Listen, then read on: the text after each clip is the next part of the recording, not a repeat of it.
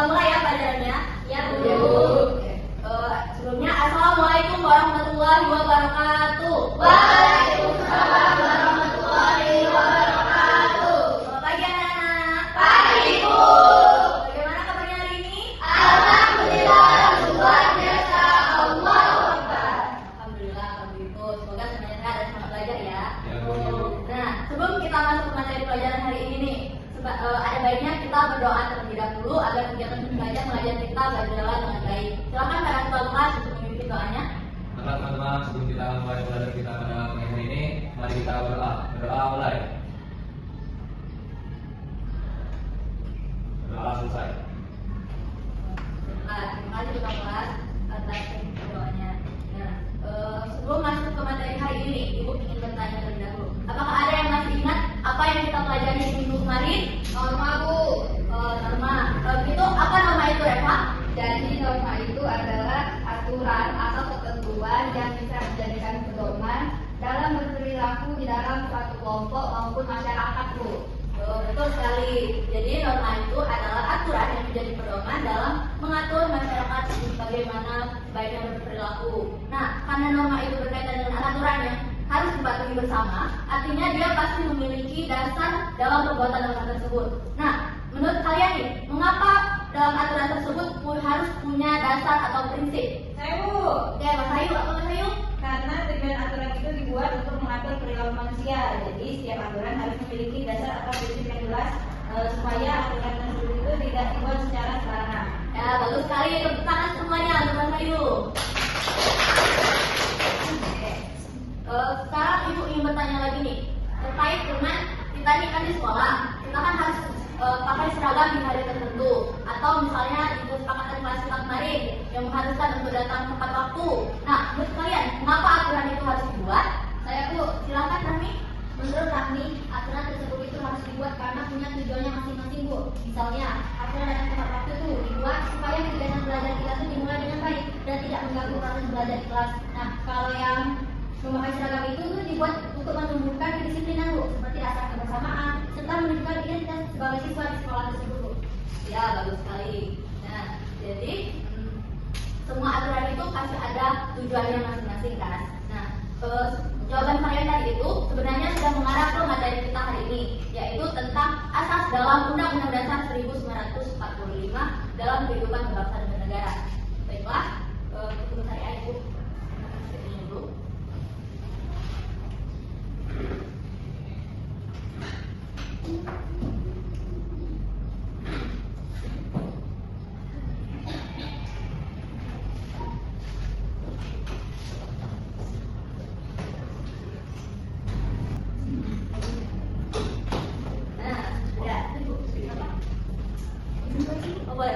Ibu bilang tadi, materi pelajaran kita hari ini adalah tentang asas dalam Undang-Undang Dasar 1945, atau tepatnya materi kita itu adalah pentingnya memahami asas dalam Undang-Undang Dasar 1945.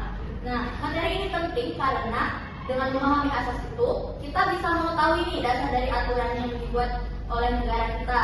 Nah, selain itu dia ini juga sifatnya sama seperti di sekolah kita. Kita kan punya namanya tata tertib di sekolah, di mana tujuannya itu supaya kehidupan sekolah berjalan dengan tertib. Begitupun juga dalam negara ini anak-anak, aturan itu dibuat agar kehidupan masyarakat kita dapat berjalan dengan baik. Itu kita mulaikan. Oke, di sini ada tujuan pembelajaran kegiatan kita hari ini, yaitu yang pertama menjelaskan pengertian asas dalam Undang-Undang Dasar 1945 dengan kata-kata yang sendiri. Yang kedua adalah mengelompokkan contoh peristiwa sesuai dengan jenis asas dalam Undang-Undang Dasar 1945 melalui kegiatan lintas tiga. Yang ketiga adalah mengelompokkan contoh peristiwa berdasarkan jenis asas melalui diskusi kelas. Kalau gitu kita mulai dari pertama. Nah, pertama itu adalah pengertian asas dalam Undang-Undang Dasar 1945. Seperti pada dari sini, pengertian asas itu sendiri adalah satu prinsip atau dasar pemikiran yang menjadi pedoman dalam menjalankan kehidupan berbangsa dan bernegara. Nah, dengan adanya asas dalam Undang-Undang Dasar, kehidupan negara kita dapat berjalan dengan tertib, adil, demokratis, dan sesuai dengan nilai-nilai Pancasila. Kalau diibaratkan juga asas ini bisa disebut sebagai fondasi dalam sebuah bangunan. Nah, kalau misalnya nih di bangunan itu fondasinya tidak kuat, dia bakal runtuh kan? Ya, itu pun berlaku di negara kita anak. Apabila aturan yang dibuat oleh negara ini tidak mempunyai dasar yang kuat, maka aturan tersebut akan dibuat secara sembarangan oleh orang lain dan juga akan disalahgunakan oleh pihak-pihak tertentu. Oke, garis selanjutnya adalah contoh asas dalam Undang-Undang Dasar 1945. Yang pertama kalian lihat itu ada asas kedaulatan rakyat, yang kedua asas negara hukum, yang ketiga asas demokrasi, dan yang keempat adalah asas persamaan di depan hukum. Nah, sekarang kita akan membahas satu persatu agar kalian bisa lebih mudah memahaminya. Nah, yang pertama adalah asas kedaulatan rakyat. Jadi, asas ini menunjukkan bahwa setiap orang punya hak yang sama dalam menentukan keputusan.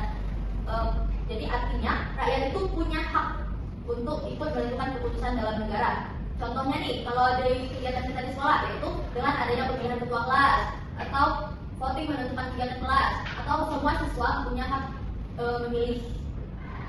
Terus yang selanjutnya adalah asas negara hukum. Nah, asas ini menyatakan bahwa semua orang harus taat hukum. Kalau artinya kita ini itu ya jangan masuk. Oke, kita balik lagi asas negara hukum. Asas ini menyatakan bahwa semua orang harus taat hukum. Yang artinya tidak ada satupun orang yang kebal terhadap hukum, baik itu dia presiden maupun DPR atau pejabat-pejabat yang punya kekuasaan lainnya. Harusnya dia tidak punya kekebalan terhadap hukum. Contohnya itu kalau di kegiatan sehari-hari di sekolah adalah mematuhi tata tertib sekolah. Kalian sebagai siswa harus patuh terhadap tata tertib yang telah dibuat oleh sekolah. Nah, yang kedua adalah tidak menyontek saat ujian, karena menyontek itu kan adalah perbuatan dilarang. Nah, yang ketiga adalah harus datang tepat waktu, dan yang keempat adalah memakai seragam sesuai aturan. Oke, asas yang ketiga adalah asas demokrasi. Asas ini atau prinsip ini adalah prinsip yang menyatakan bahwa kekuasaan tertinggi dalam negara berada di tangan rakyat. Nah, artinya asas ini harus melibatkan rakyat dalam pengambilan keputusannya. Kalau dalam kegiatan sehari-hari kita, misalnya dengan adanya diskusi kelompok saat belajar, musyawarah menentukan kegiatan kelas, terus ada lagi menghargai pendapat teman. Selanjutnya adalah asas persamaan di depan umum. Nah, asas ini adalah suatu prinsip yang menyatakan bahwa semua warga punya kedudukan yang sama di hadapan hukum. Artinya, baik itu seorang pejabat yang punya kekuasaan maupun rakyat biasa, dia punya kedudukan yang sama di mata hukum. Nah, kalau contoh kegiatannya di kehidupan sehari-hari, misalnya di sekolah ini, kita tidak membeda-bedakan teman, terus saling menghargai perbedaan. Yang ketiga adalah bekerja sama dalam kelompok. Oke, jadi itu saja materinya. Sekarang ibu mau mengajak kalian ke kegiatan yang lebih seru, karena kalian juga terlihat sudah bosan ya. Oke, jadi di sini ibu punya stiker.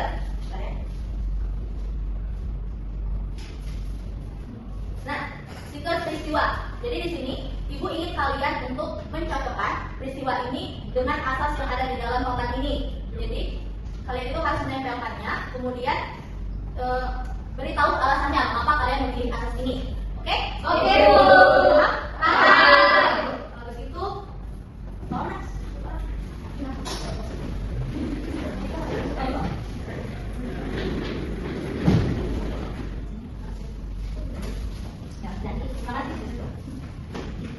Oke, yang pertama di sini adalah asas pemilihan ketua OSIS. Ada yang tahu ini asas masuk asas apa? Oke, silakan lagi.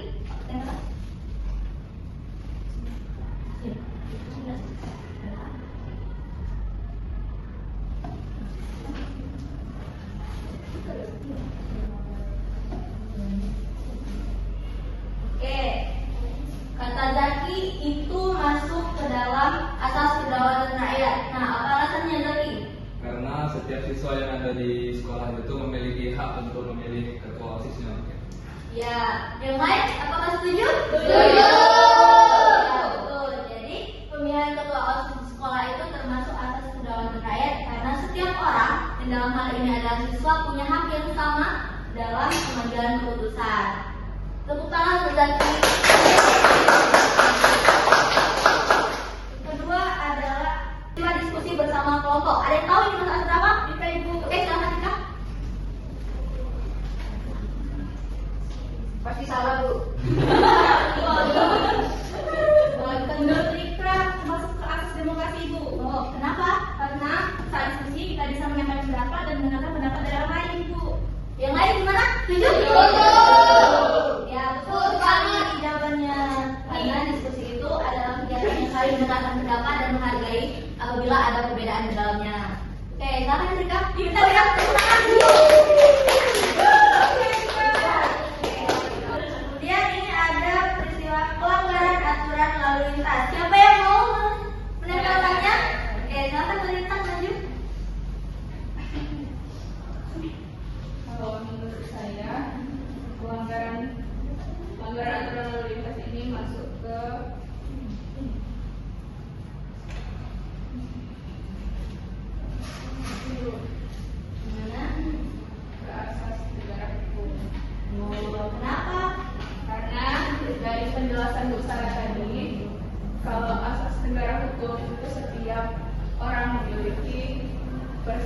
memiliki kewajiban untuk menaati peraturan. Nah, di sini mereka itu melanggar aturan lalu lintas, jadi melanggar asas negara hukum. Gimana yang lain? Setuju? Setuju. Oke, jawabannya betul sekali. Oke, yang terakhir nih adalah cyberbullying. Siapa yang mau? Oke, boleh Nadia.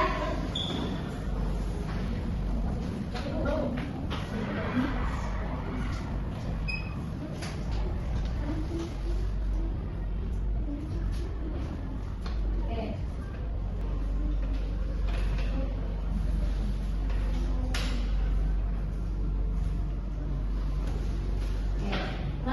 Kenapa Nadia memilih asas itu? Karena setiap orang itu harus saling menghargai dan tidak boleh merendahkan orang lain. Iya. Gimana yang lain? Setuju? Setuju. Ya, jawabannya betul.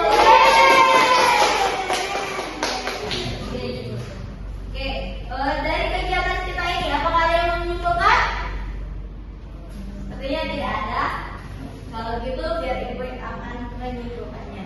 Jadi, dari kegiatan kita tadi, kita bisa melihat nih bahwa asas itu ternyata ada di sekitar kita. Seperti tadi kan, kegiatan ketua OSIS, terus ada lagi diskusi bersama kelompok dan lain-lain. Karena itu, dengan memahami asas ini, itu menjadi sangat penting agar kita bisa menjadi warga negara yang bertanggung jawab dan menghargai. Baik anak-anak, dari pelajaran hari ini, apakah ada yang mau menyimpulkannya? Sepertinya tidak ada lagi. Baiklah, kalau begitu, Ibu akan menyimpulkan dari pelajaran kita pada pagi hari ini.